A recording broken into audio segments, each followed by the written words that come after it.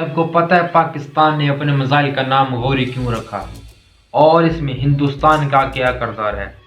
نہیں پتہ نا؟ تو آج ہم آپ کو بتائیں گے کہ شہاب الدین غوری کون تھے اور پاکستان نے اپنے میزائل کا نام شہاب الدین غوری سے کیوں رکھا۔ ہیلو ایوری ون، میں ہوں آپ کا ہوسٹ فیض سلطان اور آج ہم بات کریں گے شہاب الدین غوری جو ایک مسلمانوں کے لیڈر تھے۔ شروع کرنے سے پہلے آپ سے ایک چھوٹی سی ریکویسٹ ہے کہ اگر آپ کو ویڈیو اچھی لگے تو لائک سبسکرائب ضرور کیجیے گا۔ 12ویں صدی عیسوی میں افغانستان کے غزنی اور ہرات کے درمیان ایک ریاست تھی جسے غور کہا جاتا تھا اور غور سے تعلق رکھنے والے حکمران غوری کہلاتے تھے۔ پھر 1155 میں وہاں ایک حکمران آیا جس کا نام علاء الدین تھا۔ علاء الدین نے غزنی فتح کر کے غوری کے ساتھ شامل کر لیا۔ اس کی وفات کے بعد اس کی ریاست اس کے دو بھتیجوں کے ہاتھ آئی، ایک کا نام غیاث الدین اور دوسرے کا نام شہاب الدین تھا۔ شہاب الدین اپنی ریاست کا سلطان تو نہیں بن سکا لیکن اس کا بڑا بھائی غیاث الدین اپنی ریاست کا سلطان بنا۔ غیاث الدین نے اپنے بھائی شہاب الدین کو اپنا نائب اور اپنی فوج کا سپہ سالار بنایا۔ شہاب الدین ایک ناڈر سپہ سالار تھا۔ اس نے اپنی ریاست غور کو ہندوستان تک پھیلانا شروع کر دیا۔ سب سے پہلے اس نے ملتان پر حملہ کیا، وہاں کرامتیوں کی حکومت تھی۔ 1175 میں کرامتیوں کو شکست دینے کے بعد اس نے ملتان پر قبضہ کیا۔ ملتان فتح کرنے کے بعد اب اس نے اونچ کا محاصرہ کیا۔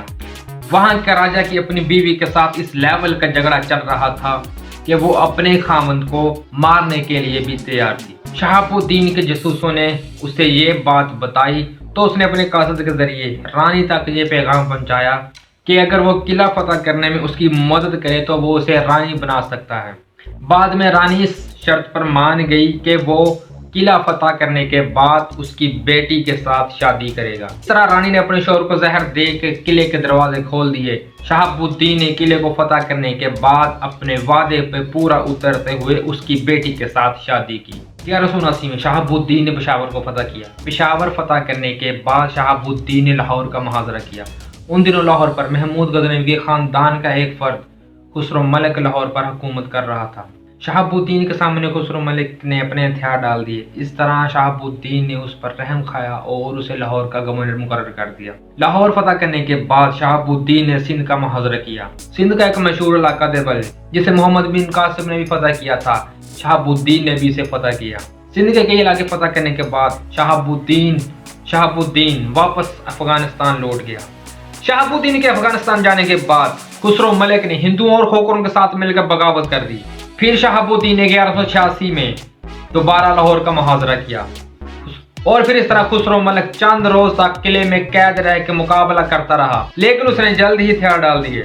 اس بار شہاب الدین نے خسرو ملک پر رحم نہیں کھایا اور اسے حکومت سے ہٹا کے قید کر دیا اور پھر لاہور کو ملتان کے حکمران علی کرباش کے حوالے کر دیا گیا۔ پنجاب کے بعد شہاب الدین کے سامنے ایک اور بہت بڑا چیلنج تھا۔ یہ چیلنج شمالی ہندوستان کی سب سے بڑی ریاست راجپوتوں کی ریاست تھی۔ وہاں راجپوتوں کا سب سے بڑا راجا پرتھوی راج حکومت کر رہا تھا۔ پرتھوی کی ریاست راجستھان، اتر پردیش اور مدھیہ پردیش تھی۔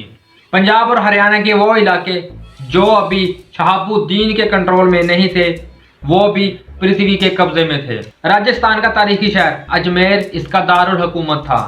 اب شہاب الدین کو ان راجپوتوں کے ساتھ مقابلہ کرنا تھا۔ 1191 میں شہاب الدین نے ان کی ریاست پر حملہ کر دیا لیکن اس سے پہلے شہاب الدین نے اپنا ایک قاصد ان کے پاس بھیجا۔ قاصد نے وہاں جا کر شہاب الدین کی اطاعت کرنے اور سلام قبول کرنے کی دعوت دی۔ پرتھوی نے ان دونوں باتوں کو ماننے سے مکمل طور پر انکار کر دیا۔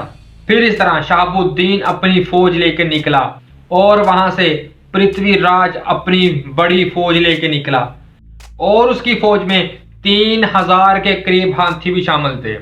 بھارتی ریاست ہریانہ کے ایک علاقے تراوڑی میں ان دونوں فوجوں کا مقابلہ ہوا۔ شہاب الدین کی فوج راجپوتوں کی فوج سے تعداد میں بہت کم تھی और राजपूत खुद भी बहुत बड़े बहादुर लड़ाके थे। राजपूतों को उनके इलाके में शिकस्त देना बहुत ही मुश्किल काम था। राजपूतों की फौज ने शहाबुद्दीन की फौज के 2 हिस्सों के साथ लड़ाई करके उन्हें भागने पर मजबूर कर दिया और इस तरह लड़ते लड़ते राजपूत शहाबुद्दीन के बहुत करीब आ चुके थे। पृथ्वीराज के एक भाई ने शहाबुद्दीन को देख लिया और इस तरह उसके भाई ने शहाबुद्दीन पर हमला किया। उसकी तलवार का वार शहाबुद्दीन के बाजू पर लगा और शहाबुद्दीन अपने घोड़े से नीचे गिर गया। शहाबुद्दीन को गिरता देखकर शहाबुद्दीन के सिपाही भाग गए और इस तरह राजपूतों की फतह हो गई।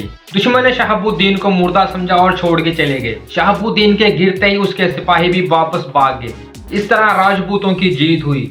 शहाबुद्दीन के भागे हुए सिपाहियों ने मैदान जंग से 40 मील दूर जाकर खेमे बना लिए और फिर कुछ सिपाहियों को वापस शहाबुद्दीन की तलाश के लिए भेजा। शहाबुद्दीन ने अपने सिपाहियों को पहचान लिया और इस तरह शहाबुद्दीन की जान बच गई। इस हार के बाद उसकी नाक को इतनी सख्त चोट पहुंची कि उसने कसम उठा ली कि जब तक वो इस हार का बदला नहीं ले लेता तब तक वो ना तो सोएगा और ना ही ये कपड़े चेंज करेगा और ना ही तब तक अपनी किसी बीवी के पास जाएगा। अफगानिस्तान लौटते सबसे पहले उसने जंग में भाग जाने वाले अपने सिपाहियों को इबरतनाक सजाएं दी। शहाबुद्दीन अपने कौल करार का इतना पक्का था कि वाकई उसके जख्मी बदन पर वही कपड़े रहते थे। वो उन कपड़ों के ऊपर और कपड़े डाल लेता था और वो जमीन पर ही सोता था और उसने हरम में जाना भी बंद कर दिया था। फिर 1 साल तक जंग की तैयारियां होती रही। शहाबुद्दीन 1,20,000 अपने सिपाही लेके उसी मैदान जंग की तरफ निकला जहां वो 1 साल पहले जख्मी हुआ था। और दूसरी तरफ पृथ्वीराज दीगर राजाओं को इकट्ठा करके तकरीबन 3 लाख के करीब अपनी बड़ी फौज लेके उसी मैदान जंग की तरफ निकला। अगर देखा जाए शहाबुद्दीन गौरी की फौज से पृथ्वीराज की 3 गुना बड़ी फौज थी। राजपूतों ने शहाबुद्दीन को इसी मैदान पर शिकस्त दी थी और इस वजह से उनके हौसले बहुत ज्यादा बुलंद थे, लेकिन वो जंग नहीं चाहते थे। इसलिए उन्होंने शहाबुद्दीन को एक खत लिखा और इस खत में लिखा, ऐ शहाबुद्दीन, अगर तुम्हें अपनी जान अजीज नहीं तो अपने इन गरीब सिपाहियों का तो कुछ ख्याल करो। अगर तुम वापस लौट जाओगे तो तुम्हारा रास्ता नहीं रोका जाएगा, वरना तुम जिल्लत अमेज़ा शिकस्त खाने के बाद वापस भागने पर मजबूर हो जाओगे। ये खत पढ़ने के बाद शहाबुद्दीन ने तहम्मुल से काम लिया और जवाब में खत लिखा कि वो सुलह के लिए तैयार है, लेकिन वो खुद सुल्तान नहीं है, उसका बड़ा भाई सुल्तान है। इसलिए वो अपने भाई से मशवरा करके सुलह की बात आगे बढ़ाना चाहता है। ये खत पढ़ने के बाद राजपूत बहुत खुश हुए। उन्होंने समझा कि फौरी जंग का खतरा टल गया है, इसलिए वो रात भर जश्न मनाते रहे। और दूसरी तरफ शहाबुद्दीन हमले की प्लानिंग कर रहा था। राजपूतों को कानो कान खबर ना हो सकी कि शहाबुद्दीन अपनी फौज को जंग के लिए तैयार कर रहा है। उधर रात भर के जश्न की वजह से राजपूतों की फौज थकन की वजह से बेहाल थी और दूसरी तरफ अफगान फौज ताज़ा दम जंग के लिए तैयार। जब दोनों फौजों का मैदान जंग में सामना हुआ तो अफगान फौज राजपूतों की निस्बत ताज़ा दम और बहादुरी के साथ और मुनज़्ज़म तरीके के साथ लड़ रही थी, लेकिन शाम तक कोई नतीजा हासिल नहीं हो सका। शहाबुद्दीन ने अपनी 12,000 के करीब फौज रिजर्व में रख ली ताकि जब राजपूतों की फौज मुकम्मल तौर पर थक जाए तो वो उन पे हमला कर सके। शहाबुद्दीन ने अपने इसी प्लान को फॉलो किया और राजपूतों की फौज पर हमला कर दिया और अपनी 12,000 के करीब रिजर्व में रखी हुई फौज के साथ राजपूतों पर हमला कर दिया। इस हमले की वजह से राजपूत तितर बितर हो गए और शहाबुद्दीन की तलवार ने 2 राजपूतों के राजाओं को कत्ल कर दिया, जिनमें एक गोविंद राय और एक अखंड राय थे, और खुद पृथ्वीराज एक हाथी पर सवार था। पृथ्वीराज हाथी से उतरकर भागने की कोशिश करने लगा, लेकिन नाकाम हुआ। कुछ मौरिखीन के मुताबिक पृथ्वीराज को कैद कर लिया गया और कैद में ही कत्ल कर दिया गया। कुछ के नज़दीक पृथ्वी को अजमेर में लाकर कत्ल किया गया। हिंदुस्तान में आज भी पृथ्वी राय को अपना हीरो माना जाता है और इस पर बहुत ज़्यादा ड्रामे और फिल्में बनाई जा चुकी हैं। हिंदुस्तान ने अपने एक मिसाइल का नाम पृथ्वी के नाम से रखा और फिर पाकिस्तान ने इसका जवाब शहाबुद्दीन गौरी के नाम से अपना एक मिसाइल गौरी बनाया। हिंदुस्तान फतह करने के बाद शहाबुद्दीन अपने वतन गजनी वापस लौट गया, लेकिन इसके जाने से पहले ही इसका भाई रियासुद्दीन इंतकाल कर चुका था।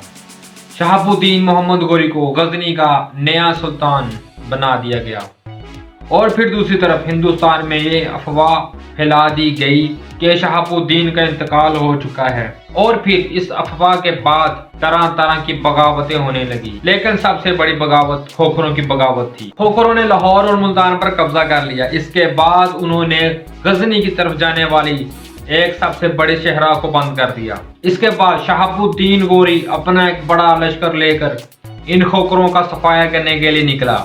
शहाबुद्दीन गौरी ने खोखरों के कई किले तबाह बर्बाद करके उन्हें अपने कब्जे में कर लिया। कहते हैं कि शहाबुद्दीन गौरी ने खोखरों को अपना गुलाम बना लिया।